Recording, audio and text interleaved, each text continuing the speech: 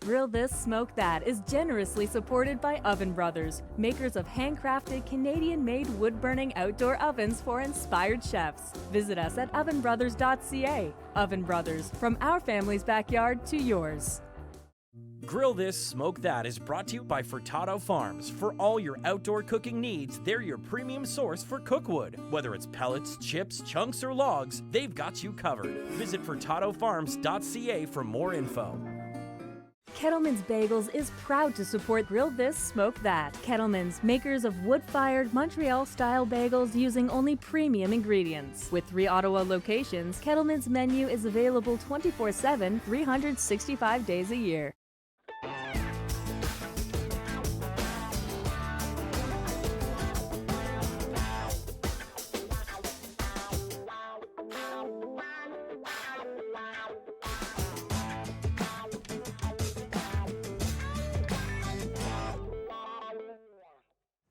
Nothing really screams at me more than prime rib. Oh yeah.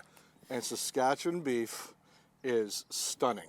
This is the epitome of beauty when I'm thinking about getting together with a family member or a bunch of family members, because I don't think one family member would well, it all depends. Yeah, I think my family? Yeah, pretty much.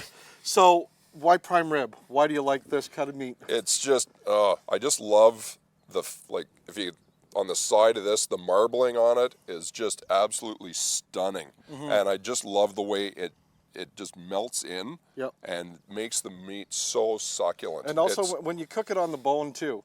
Oh, you know what? It makes a world of difference. But speaking of that, when you've got a roast of this size and you go to carve it at the end of the day, you know, you've got that big amount of bones on the back that get in your way. Now, the one thing that you really have to do, just like any other rib, is you have to take the membrane off the back.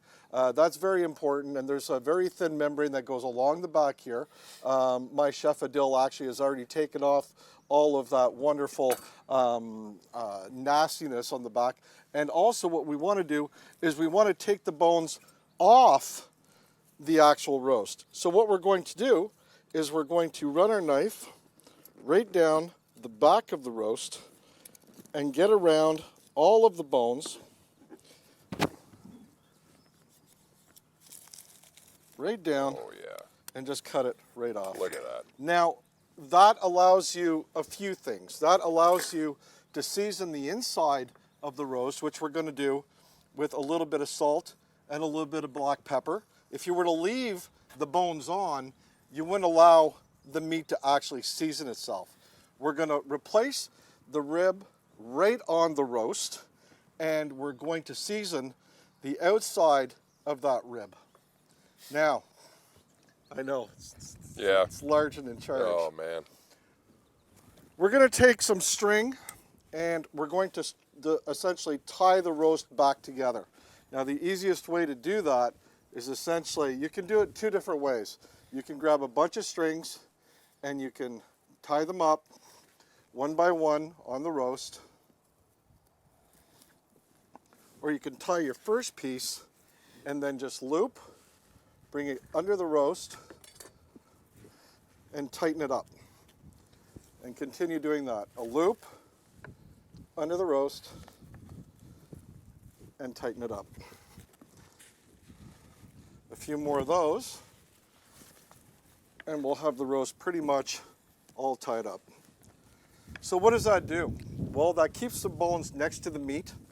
It allows the meat to actually cook in a uniform fashion because you're actually tightening up everything around the roast. Oops, wrong way.